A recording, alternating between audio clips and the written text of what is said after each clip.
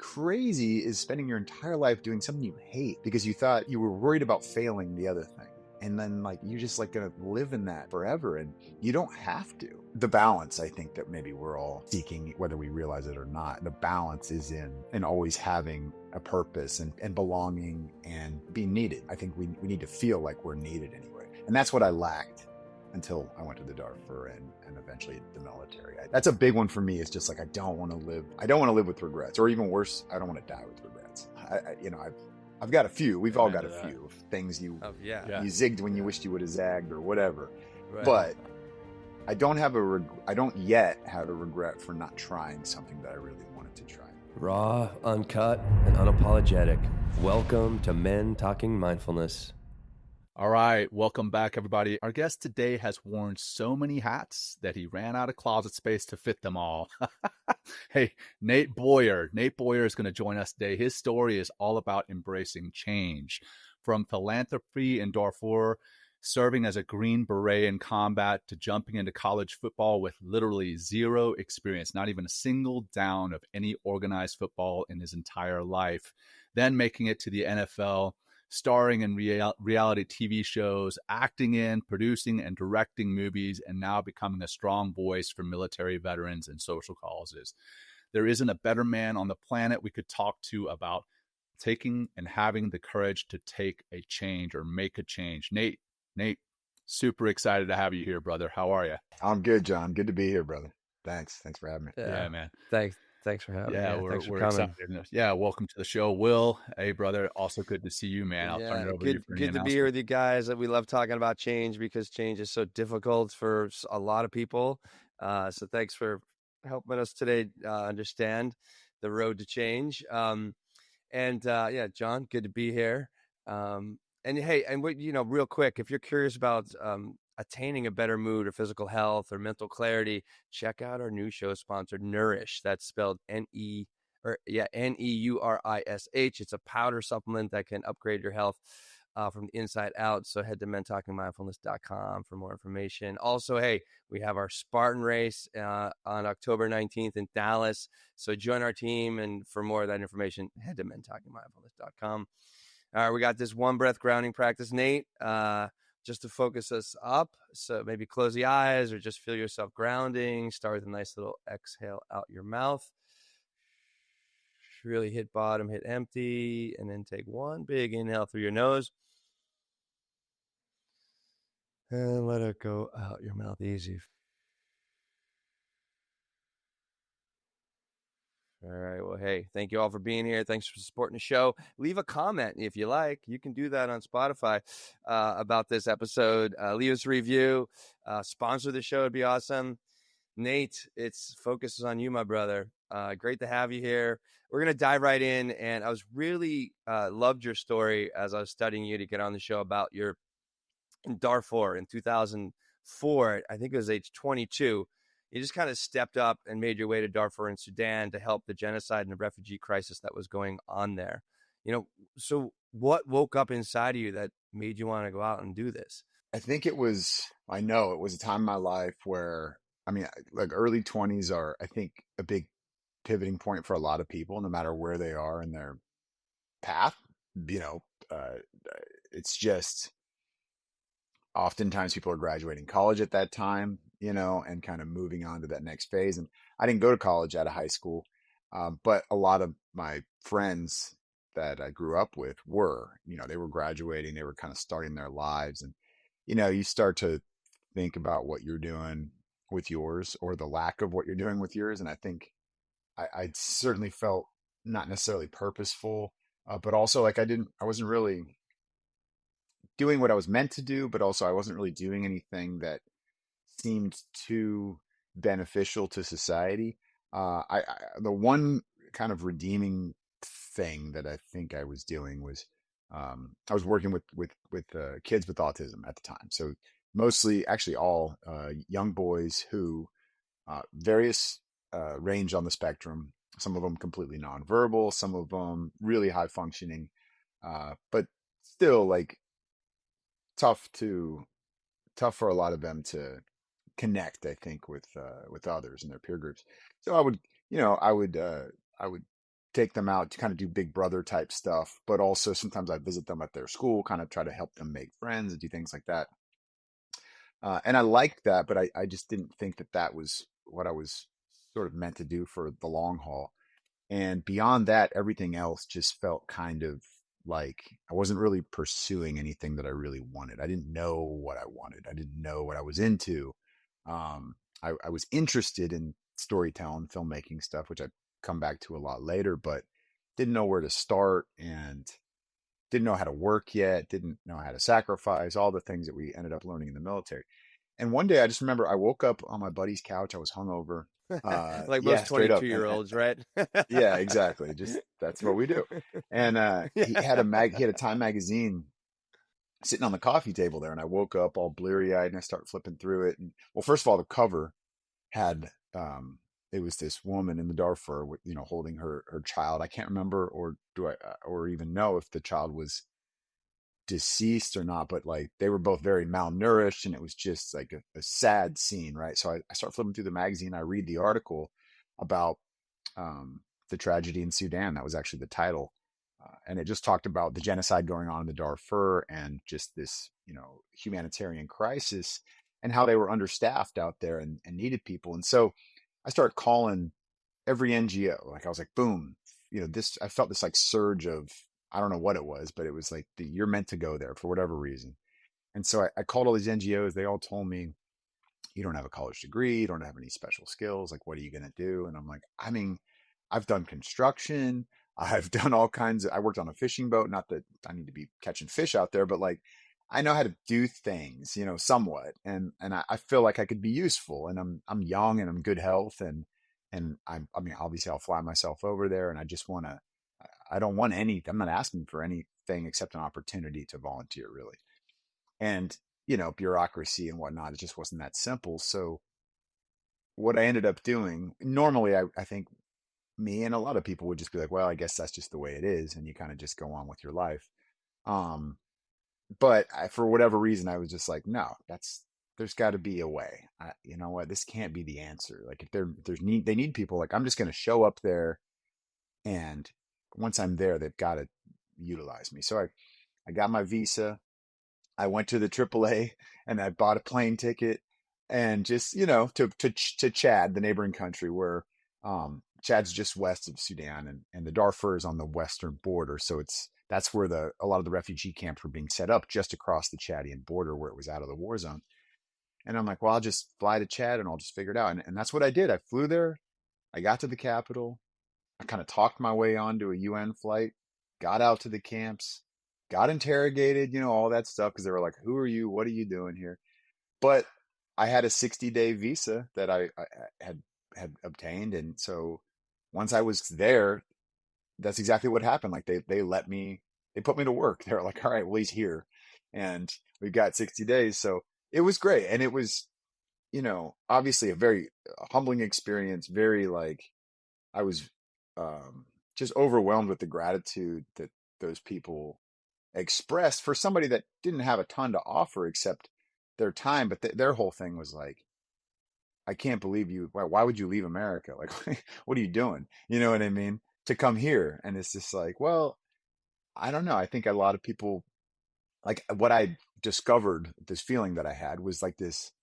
I'm very fortunate to be born and raised here, but now I feel a responsibility to do something with that. I guess that can be called a sense of duty. And so eventually it was that time that really led me to join the military. I actually got malaria the last week I was there, and this family put me up and like took care of me, didn't take a dollar, and they put a radio next to the cot in the room that they had sort of quarantined me in, and the Second Battle of Fallujah was going on, and I'm listening to it on BBC News, and it was just like, all right, I'm coming back to the States, and or when I get back to the States, this is what I'm going to do next. So it was like I sort of like gained my patriotism over there, which was kind of bizarre, because this is post 9/11, and not that I was anti-America, but I just didn't get it until I went somewhere like that and saw it firsthand and kind of met the people. And that there's a lot of narratives out there that people in those places, the part of the world, they just hate Americans, or they're just, I don't know what it is. And yeah, maybe some do. Sure, some do, of course. But like, not not largely. So anyway, it's sort of a long story there, but it was a pivotal point for me.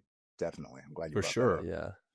Well, I'm glad that guy had that magazine on that Yeah. coffee table, man, because it sounds Hmm. like it, like you said, Thank you, Chris. that was the yeah, right. We're still That was the buds. foundation. There you Oh, I go. bet you are, man. Yeah. It seems like it laid the foundation for so many other things, right? So you've gone from volunteering in Sudan to being that Green Beret. So you came back, you developed this patriotism, which I think a lot of Americans, we take America for granted until you go out and you see other countries. We talked about travel last week on our show and how important that is to see what the rest of the world is, what the world offers, or maybe even doesn't have to offer in some places. But that helps you to develop that kind of love for America, that patriotism. So you come back, go into being a Green Beret. From the Green Berets, you go to playing football as a Longhorn. Then you go and you do some time with the NFL. Then you go again, like I covered in the beginning, to actor, filmmaker, and now you're doing the merging veterans and players, the nonprofit. So we're here to talk about reinventing yourself, and I would say that's not just reinvention. It's kind of reinvention on repeat, right? On replay over and over and Right. over. So Yeah. you know, what belief system gives you the courage to keep stepping into these new arenas, if you will? I'm just a big proponent or advocate or whatever you want to call it for the whole, not just that life is short, right? And that we should take advantage of opportunities and enjoy it and all that, but just like it is short, and probably our ability to do a lot of things is even shorter, as we age, which Yeah. the three of Yeah. us are It's doing. true. True. There's Yeah. there's And increased everybody else challenges. is There's listening. also, yeah, exactly. Right. There's also increased, there's increased wisdom, of course, and like learning how to sift through the bullshit and not get focused on the wrong things or distracted by the wrong things. But at the same time, like, I mean, I don't know if I would have done that today. Like, and I don't even, I'm still single. I've still never been married, no kids, but I don't know. Like at that time in my life, though, I'm glad I did that because a lot of people will look back later and with that regret, I'm like, man, I wish I would have, I felt inspired to do something, whatever that thing was. And I just didn't even try it. And, I wish I would have and sort of regret that. So that's a big one for me. It's just like, I don't want to live with regrets, or even worse, I don't want to die with regrets. I've got a few, we've all Amen got to a that. few of things Oh, yeah. Yeah. you zigged when you Yeah. wished you would have zagged or whatever. Right. But I don't yet have a regret for not trying something that I really wanted to try. Maybe it took me a little longer than I wanted to, but that's a big one. So I'm not sure where that comes from. I mean, both my parents are very hardworking. They both, went. My mom got her PhD in environmental science at Cal Berkeley, which is a great university. I think we think the first or one of the first women in her PhD program. And then my dad was a racehorse veterinarian for like 40 years, and you know, both just really hardworking people. So that definitely laid the foundation for at least an example of what work ethic is, even though I didn't really know how to apply that until, time in the military. It definitely, I think leadership and examples like that certainly open the door there. But as far as the reinvention piece and just wanting to try new things, it just comes from this, um, I guess this FOMO, you know what I mean, for any young people listening. But like, yeah, the fear of missing out on life, and like, and it doesn't always have to be these just epic vacation trips, nothing wrong with doing that also. But sometimes it's just like, what am I doing with my life right now? And even though I've done this thing for 5 years, whatever it is, do I need to keep doing that forever? Or is it okay to just completely shift and do something else? And I mean, I think it is if it still feeds your soul and, you're able to, I mean, not put yourself in too many predicaments or hardships, you or your family. So, Well, it sounds like you have a good connection to your heart, I mean, like doing the work in Darfur, like, and then, like serving our country. It's like, is that where maybe that communication with your heart comes in? You know what I mean? Like, and that's where courage is too. I mean, it's in the heart. I mean, I mean, what's your relationship to your heart, if you will? Because a lot of men that we that may be listening to the show, like they just don't have that connection, or they don't have those feelings, like, boys don't cry kind of attitude, which is way too pervasive for a lot of men. But like, it's interesting, like the three of us, like we know what it's like to live a life of passion and courage and going out and taking risks and doing hard shit. Like what's that like for you? Like, how do you tap into that sometimes? Do what, I don't know. I'm just curious. Yeah. No, I definitely do. And I feel like you're supposed to feel all these emotions. And I definitely fought those for a very long time. Like I don't think I became someone who listened to those or was, for lack of a better term, sensitive to those until I was much older, until I was, probably at least into my 30s, if not mid 30s. Um, and I'd experienced a lot of things, great things, really cool accomplishments and achievements, and you know perseverance, and also loss and rejection and all the other things that don't feel great. You know what I mean? But when you take big swings, I mean, you're going to strike out a lot. That's just the way it is. Yeah. You'll hit some home Babe runs, Ruth. but you'll Very strike true. out a lot. Yeah. Yeah. Yeah. So Very, very, that's just yeah. the way that, unless you're Barry Bonds, somehow that guy never struck out and Yeah, also I hit a know, ton of right? home runs. Well, But you mentioned about hard work, and I love your story about like you and the University of Texas football team. And you mentioned and another guy I really love that you actually spoke to is Colin Cowherd on the Herd. And you mentioned like he was having this conversation. I know he's such a fucking great broadcaster. He's so good. But he was talking to you about the Colin Kaepernick. That's another story, another time. But then he got into you and stepping up and having never played a down of football before, I mean, showing up and getting on the team. And you mentioned in that interview about being like hardworking or working hard, maybe than everyone else, like maybe you said, but also being mission focused. So how is these two things like really, help you to create the change and also overcome obstacles? yeah, I mean, I think we all, uh, everybody needs a mission or a task. I mean, I don't know if there's an animal out there that doesn't need a job at some level. Like I think that's true. I mean, I've heard the argument because my dad works in or worked. He doesn't do it anymore, but did it for many years in the horse racing business. And all people are like, "Oh, is that you know, isn't there? Aren't they pretty cruel to the horses?" And I'm like, "Well, there are people that are. Yes, there's people in every industry that do it the wrong way, and there's certainly no." Um, there's no excuse for it, especially when you're dealing with animals and stuff like that. But if you've ever been around horses, spent time with horses or dogs or whatever, these animals that are very close to us, like they love a job, they love a task, they love a mission. You know what I mean? They want to hunt, they want to, um, you know, be busy, and they want to work, they like to play, they like to race, they do these things, and I think that we're no different. We really need that. And of course, we seek and strive towards more comforts, not just for us, but for our families and our communities. Like we want things to be safe and peaceful and secure also. But at the same time, I think we often feel most uh, happy and alive when we are in the process of pursuing that. You know what I mean? When we're working towards that. And then once we get there, it's like we're immediately searching for the next problem to solve, you know? It's similar to being in a combat scenario. You know what I mean? Like Yeah. you're, What's the rush? Yeah. yeah, it's a rush. And it's also like, Mm-hmm. I'm thinking about my, it's 12-man teams and in the SEAL teams as well. It's like the 11 other guys are the priority that we're with. Beyond of course, the mission always comes first, but it's like, this is what I'm thinking about when, the shit hits the fan. It's like these 11 other people. And it's like, what's the biggest threat?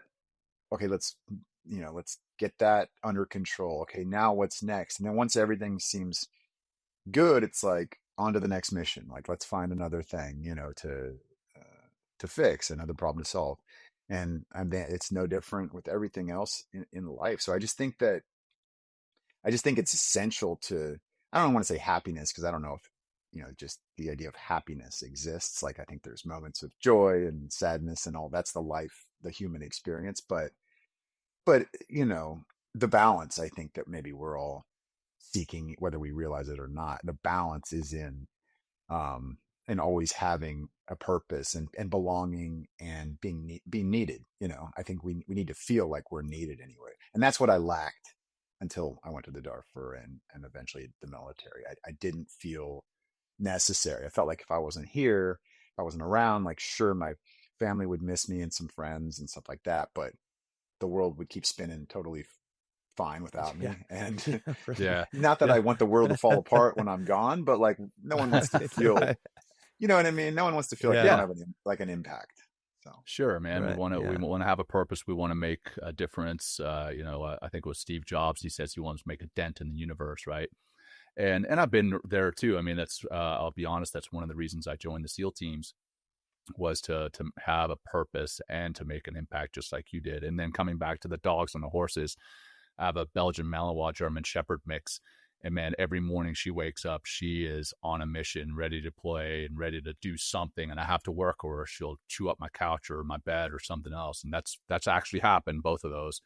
Um, and then I've got, we used to, my ex-wife and I, we used to buy horses off the track that, that maybe they weren't performing as well, and they would still need a mission. And we would, or not we, she would teach them how to be hunter jumper horses, and you could see a difference in how they came alive when they had a new mission. But that kind of leads into my next question. So when we're in the military, or maybe as an athlete, you have these identities, right?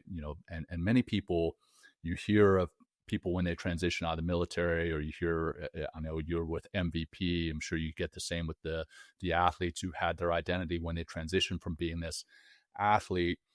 They feel like a failure, or they feel like this transition is the end of their story, when we know now that it's really just the end of a chapter in their lives. For you, how have you navigated the, for lack of a better term, the grief or maybe the ego loss that comes with letting go of who you used to be? yeah, I mean that's a tough one. I mean, I think we put a lot of stock, veterans and athletes, and probably many other people in other sectors, in our uniform, right? Or how society identifies us. We kind of feel like that is our identity, and it's not necessary. It's not necessary. It's not true. Period. But it makes sense that we would feel that way. And I think with the people in the camouflage and the people in the jersey, where both of those careers, while you can stay in the game in a different capacity, or stay in the in the military in a different capacity, like at a fairly young age, in regards to the rest of our our life expectancy, at a fairly young age you peak. And there's not a lot of other professions like that, where you're in your 20s and maybe 30s, and it's like you're at your optimal performance level. You know what I mean? Most things, like, that's just the beginning. You're just learning. You're an intern. You know what I mean? um and you're a part of something meaningful and purposeful. Of course, you know sports and combat, completely different situations and a different type of stakes, and all of the different types of sacrifice, but there are those things in both fields. You know what I mean? um and it's just, yeah, it's tough. It can be very tough, because that's the other thing too. We don't really do the plan B or the backup plan thing.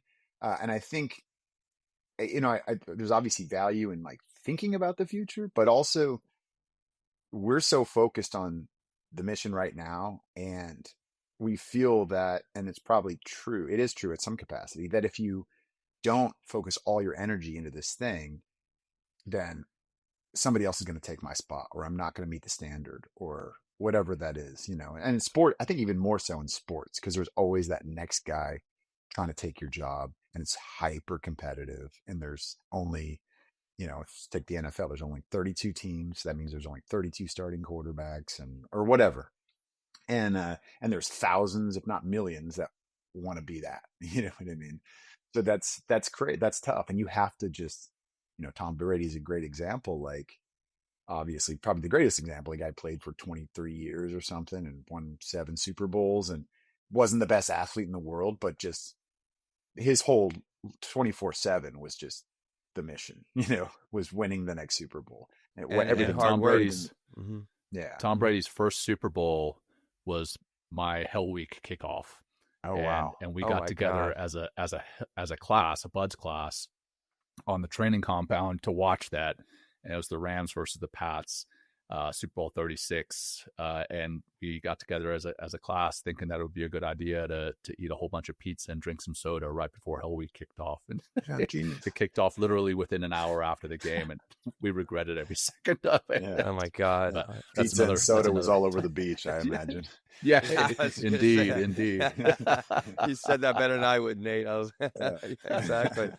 But that, yeah, Oh, I mean, but yeah, everything, speak on food, everything the guy put in his body, and every rep, everything was just very, precise. And it's like, yeah, so that's just what it takes to be great. And I think that when that ends, whether you, even if you were planned retirement, say you were in the teams for 20 years, and it's like, or 30 years or whatever it is, and you think you're ready, and then you get out, it's like a month later, not everybody, but most of us, a lot of us are just like, what am I doing now? What I did the vacation, I took my breath, I took the breath, and now I'm just like, I'm stir crazy. The silence is killing me. The lack of chaos.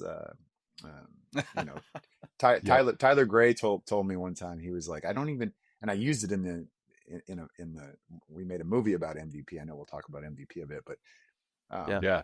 I used the line in the movie where it's like, most of my post-traumatic stress is from lack of traumatic stress. And that was something that, Tyler had said once, and it just really hit me, because I'm like, dude, that's so me. I mean, everybody's got a different yeah. Wow. experience with that, but that Right, Yeah. just, right. it hit me, because I was like, that is what it is. It's the lack of the chaos, that The I adrenaline. miss, because that just made me Right. feel purposeful, because I'm like, Yeah, here we go, Yeah. yeah. time to Well, fix things. yeah. Well, you become alive. We get rewarded for change. We get rewarded for putting ourselves out there, for taking risks, like for being, to do something higher than ourselves, like to work with some sort of purpose. And it's like I could see, like, or just from you talking and looking at your career and what you've done, and you're only like, what are you, 45 now or something like that, which is incredible. 44, You're easy, 40, okay, sorry, easy. sorry, okay, sorry. You're the young man here. John's the oldest one. I'm just kidding. No, I'm not. I know I'm the I oldest one. look the oldest. Age is just a number, don't they say that? It is But until it's not. yeah, I know. Yeah, exactly, Right. exactly. Well, I mean, all these different hats you've worn, all the different careers that you've been a part of, there must be a tremendous learning curve in each one, which can be very humbling and very uncomfortable. Like, how do you deal with that humility and the discomfort that Mm. comes with like trying a new fucking thing? It's good. Yeah. Yeah, I mean, I think, well, I mean, that sort of ended with, honestly, even during the military. I mean, I was 23 when I signed and went off, and that was even old. Going into, it wasn't really old for the Q course, and it wasn't old for special forces, but it was definitely old for basic training. You know what I mean? And so a little bit of that was like, okay, well, so what? There was a guy in my basic training class that was 28 or 29, and so it's like, I'm not that old. It's fine. And then that certainly escalated even more when I, walked on at Texas at 29. Yeah, I know, Um, it's crazy. Dude, and nuts. and Yeah, so, and just being yeah, a college student, that's, I'm 10 years older than the other freshmen. It's definitely, um, it was probably more weird to them than it was to me. I just was like, whatever. I mean, yeah. this is, I guess, my path. I mean, there was times where it was like, I remember, how like when you're in high school and every year the new freshman came in, you're like, that is a child. Like, Yes. how is Yeah, that? right. Yeah. There's no way I looked like that when I was a freshman. And you just didn't realize Yeah. it. And Yeah. it Yep. was, Yep. like that Exactly. 10x in college, like seeing the new freshman Right. on campus. I'm like, that is a kid, that's Yeah. Yeah. crazy. But, yeah, but it was like, even in the locker room, with the Longhorns, like the young men, I should say, not kids, that I played with, like, it didn't take long for I think, at least from my perspective, to feel like I kind of did just like fit in, even though I was older than them, and I realized that, recognized that, but I also kind of knew my role. I didn't feel that as disconnected as I thought I would. Um, Going into it, I thought that was going to be the biggest challenge of me going. back to school and trying to be, play football was the social aspect. I'm like, this is going to be, that's one of the reasons I went to Texas. I went to, because Austin was, a good sized city. And I was like, well, at least if I don't get along with anybody in college, like if I just can't, if I don't fit in, I'll be able to meet people, make friends outside of the university because I'd never been to, I mean, I'd been to Texas, but I never lived in Texas. I didn't know anybody there. So, yeah, so that was like, it's just, yeah, it's Why'd one of you those choose things. Texas? Why'd you choose UT? Like it just sorry, I mean, side I note, loved like yeah, why? Austin. I loved Austin. The school, it's a great school. It's got a legendary football program. I mean, it just checked all the boxes, even though it was a new place. But that was part of it. I wanted to go to a new place. I think I do embrace change, as you guys, sort of mentioned. I like that. I like uh, a different experience, a new experience. It's just something, um, you know, I'm just comfortable in the discomfort of that. Like I do like, I do like a shakeup. I think I get, I'm not a big routine guy, and that's something that a lot of people are surprised about with from the military thing. I mean, doesn't mean I'm not regimented and disciplined, but I just don't. I like to do things different. I like to do a different workout every day. I don't have like a strict diet plan or I need to eat these things and like the meal plan. I just kind of I try to do everything healthy. I try to eat healthy. I try to when I'm as long as you're doing something exercise wise, I think you're going to get a lot out of that. You You don't sound have like you to. like to experiment and play with things, you know what I mean, and Yeah, just yeah, try different things on, which is like, I mean, I appreciate that because that's something that I can definitely identify with. But it's like that can be really challenging for other people, just because like I maybe you got a understand. Yeah. parent that's like, yeah, and it's just like fascinating, and but I feel like we get so much more out of life when we really experience things with this like playful mindset and there's or just like a creative mindset as well, which is kind of a part of that playfulness. Yeah. No, I mean, I think that goes back to the animal thing. I think, look, everyone's like, well, dogs love routine. They do love routine. I'm like, they do because they're addicted to it, though. I think if when you take dogs, for example, and put them around different environments, if when they're not familiar to, yeah, they might be scared at first, but like I remember the first time we took our dog to the beach, when I was a kid, and we lived in California, but he'd just never been to the ocean. And we first get out there and it's like it's kind of cold and windy and it's like this big crazy the waves like that's probably for an animal that or a child that's never seen that it's going to be like whoa. But once he got in the water and he's going crazy, he was having the time of his life. It was the greatest day of his life, and it was near the end of his life, you know what I mean? And he's ripping up and down the coastline, and I'm like, that's a great example of like, yes, they love routine, but it's probably a lot of it's because we get comfortable in it and we are a bit addicted to it because there's no surprises. We know what to expect. Right. Safe. And yeah, it's It's safe. It's safe. exactly. And Yeah. there's nothing wrong with that ultimately. But at least for me, I would always, I think it would bother me that there is other stuff out there that maybe I should experience that could really open my eyes or turn me on to something new and take me down another path that um, I don't know. There's just a lot to experience in this life, and I think we should. Yeah, agreed. Yeah. So we've talked about your time in the Green Berets. We've talked about your volunteering time, your time with the Longhorns, and I know you went and did some a short stint with what Seattle Seahawks, right, as a long snapper. Um, so your passion for the military, your passion for the athletes, that I believe led to merging veterans and players, the MVP program or organization that you helped to found. And we've had JC Glick on the show before. I think JC played a major role with MVP.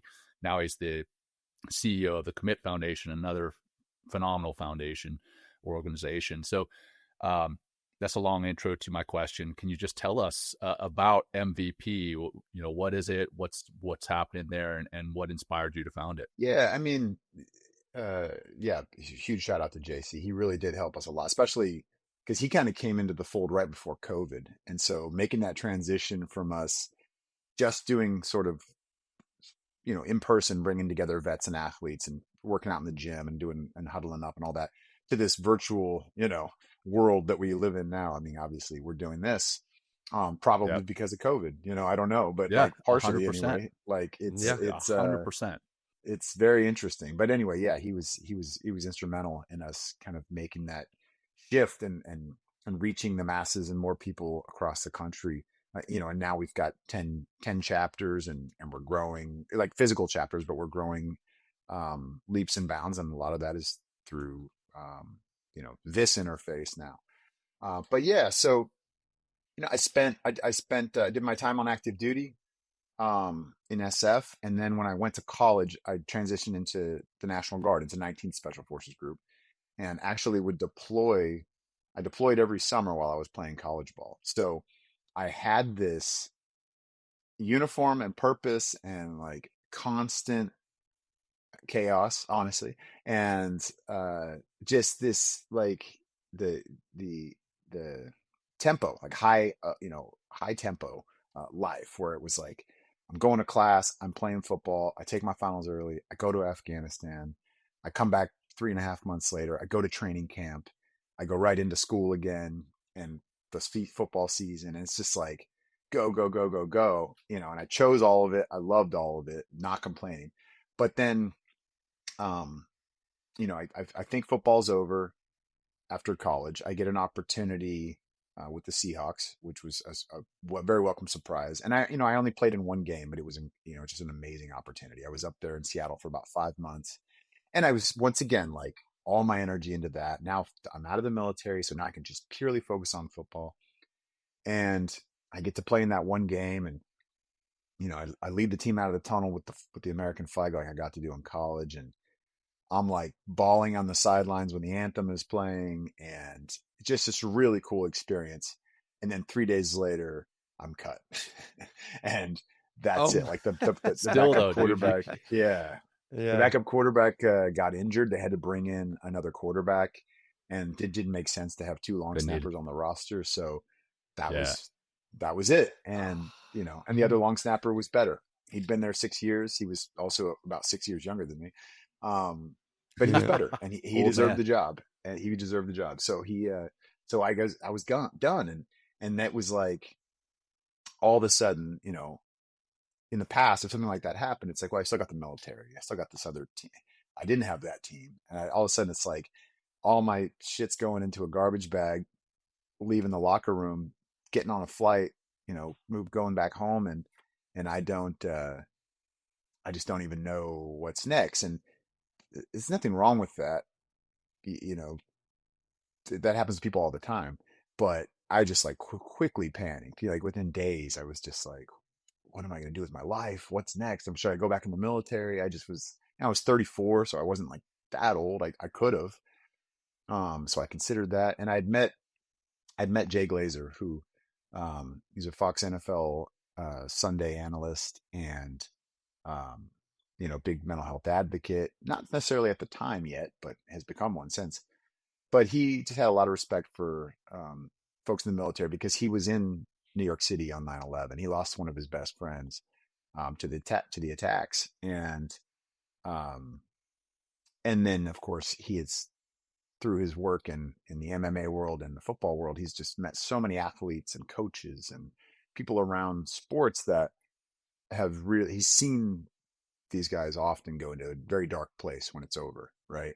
Because it happens like that more often than not. You are just cut, or you have a career ending injury, or whatever it is. And it's like one day you're on top of the world, the next day you're lost in the sauce.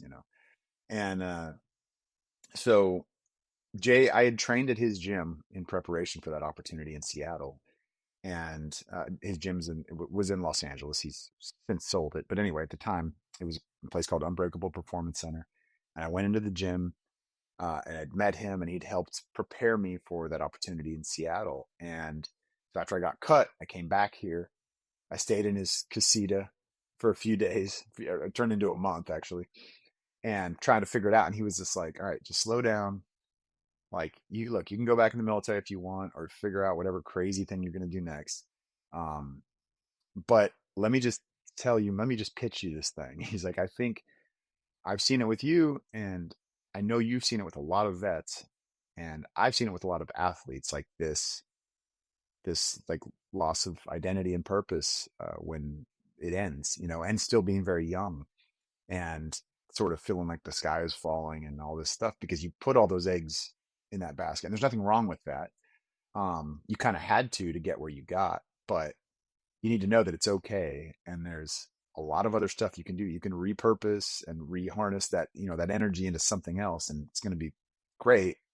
You just need to, ease into that, And I think he's like, I would like to start a foundation, an organization that helps people like in the situation that you're in. Not necessarily guys that did both, but just guys that did either one that sort of have that mutual respect for the other side. Because athletes look up to vets. A lot of vets look up to athletes, and there is that common bond as far as, everything beyond the actual field we're playing on or fighting on. Like that is different, of course.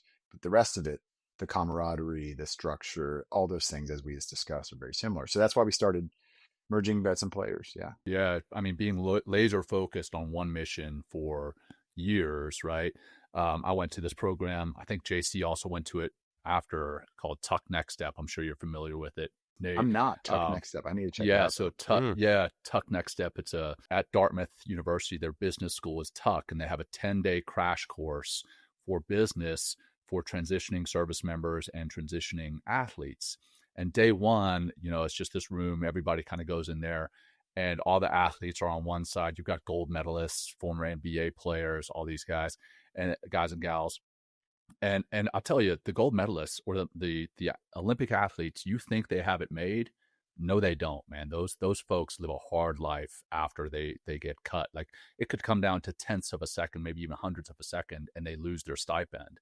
But anyhow, so we've got all the athletes on one side of this big room, and we got all the service members on the other side, and we're both looking across the room. We're like, oh my gosh, those are athletes, and they're looking over us like those are SEALs and Green Berets.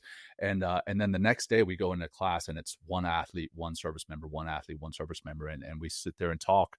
And yeah, there's a lot of overlap there in what it is we're experiencing. And I don't know if you've ever seen the documentary The Weight of Gold with Michael Phelps, and basically it's how these athletes, they have so much pressure to perform, and then as soon as they're done, they're kind of thrown to the wolves.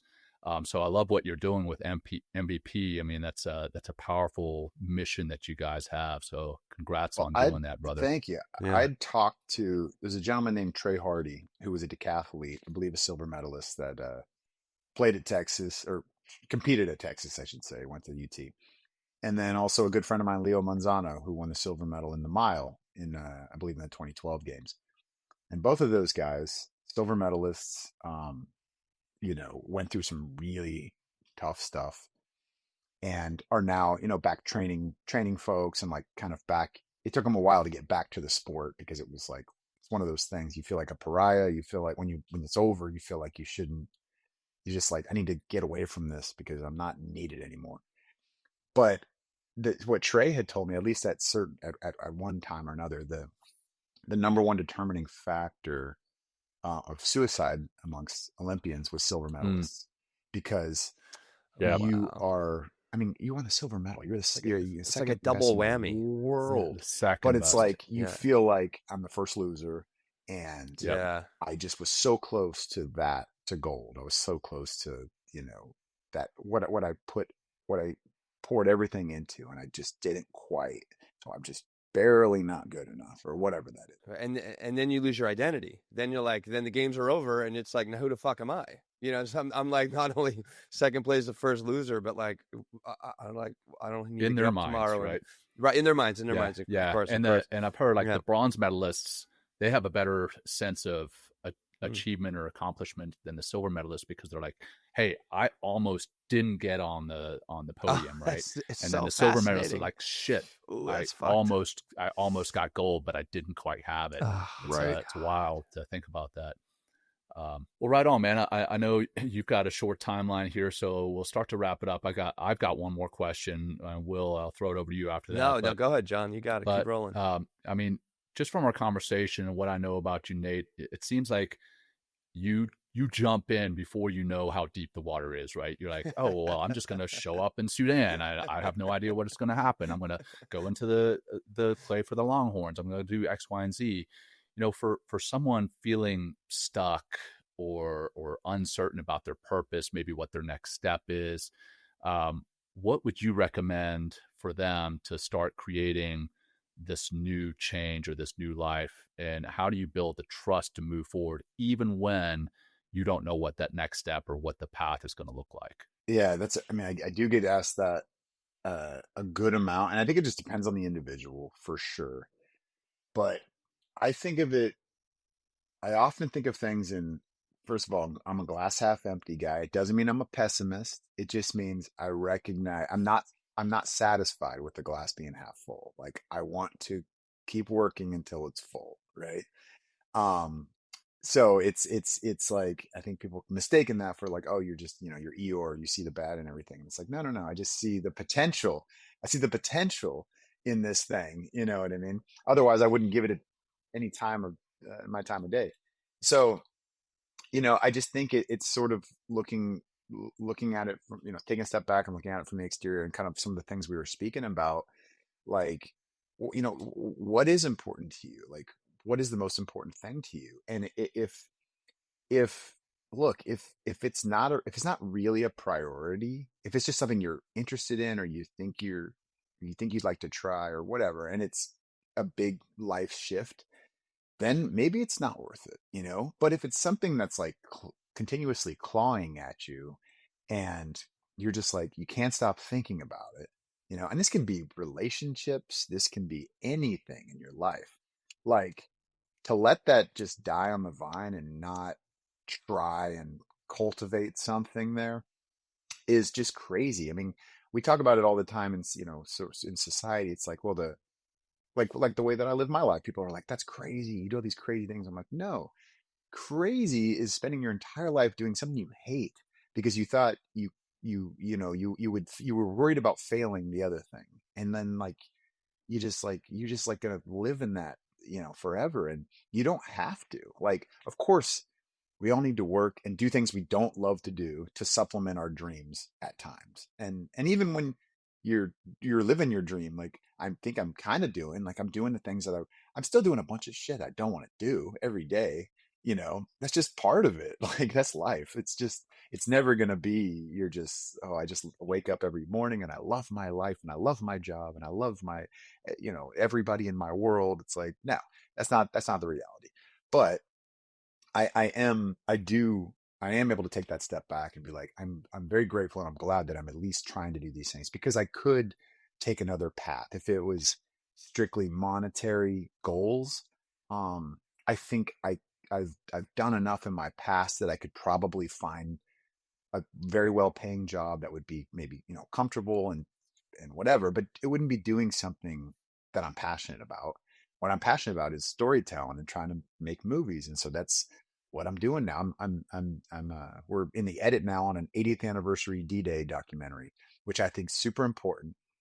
It's not going to make any money, but I think it's an important story to keep telling, and let these, we're tracking down these guys that are over 100 and letting them kind of tell their story one last time. And I love that. And it's like, it sucks so much of my time and energy and all this.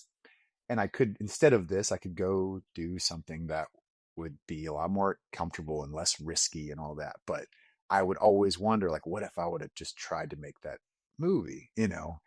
I wish I would have, and it would have been really cool to help carry on that legacy and tell that story or whatever that is. So I don't know. I just think that, to me, because it's not for everybody. Those prioritizing that way is not for everybody. But for me, like, I have to, I just can't, I can't live any other way. I got to prioritize the things that I'm passionate about and find a way to supplement the rest, find a way to pay the bills and feed the family and do those things. Like, there's a way to do it, though. There's always a way. There is. There is. I think Exactly. that's what Will and I are doing right now, is trying to find Yeah, a way to we have supplement been this show. for 5 fucking years. Right? It's slowly coming together, slowly coming together. But we love it, I love and it. I Yeah. love it. and one thing I think that and then we'll close. Is like, I think one thing that really helps people, and we hear it more from a lot of the guests we have, is like being around other people, being around other men, that are just help you to kind of check your thinking or provide inspiration. Let you know when maybe you're kind of fucking off and not like heading in the right direction. Um, because I know that's been a part of my path too. It's just being around other great men like yourselves. Like, I mean, I'm in contact with Jon all the time, and we really help each other. So No, you need that. You need, leaders don't have to necessarily have a higher rank or, be in a higher position, but like you need people that you do look up to the way that they live their life and you aspire to be more like them, and they'll hold you accountable. Like if you don't have those people, it's going to be real hard to do it on your own for sure. yeah, yeah, Amen to great that. point. Amen to Yeah. that. Well, Nate, brother, this has been fantastic. Thank you so Yeah. much for sharing your stories, for taking some time to practice some of your storytelling here, or share some of your storytelling rather. We've thoroughly enjoyed it, man, and love what you're doing all around with the making the movies, with the MVP. I mean, with everything that you're doing. So I hope that next time we run into one another, you don't give me COVID again, which I'll just leave. I'll leave the audience with the fact that Nate gave me COVID. I don't know whether that's The true fact, or not, but that's a theory. Yeah. Yeah. I know. Thank you for saying that, Nate. Yeah. Jon sounds a little dramatic, I gotta say. Yeah. But I'm just kidding. But, right? but anyway, Facts, great not show, feelings, man. Jon. Facts, not That's feelings. right. That's right. Yeah, good stuff, man. Will, I'll too, turn it over brother. to you to wrap it up, brother. No, that's everything, Nate. It's so great to have you today. Thank you for sharing, and putting the work in the world and living a life of passion, because I know, like, just being around somebody that's living a life of passion can actually maybe ignite somebody else to move in that direction too. So you're a beacon of light for so many. And that's Nate Boyer, everybody. That's it. Absolutely. All right, Thank you, everyone. Will. Thanks Thank for you, Jon. joining us. Yeah. Thank you, Pleasure, Nate. Nate. And Be until well, next brother. time, everyone, take care. Bye-bye. Thank you for joining us today. We hope you walk away with some new tools and insights to guide you on your life journey. New episodes are being published every week, so please join us again for some meaningful discussion. For more information, please check out mentalkingmindfulness.com.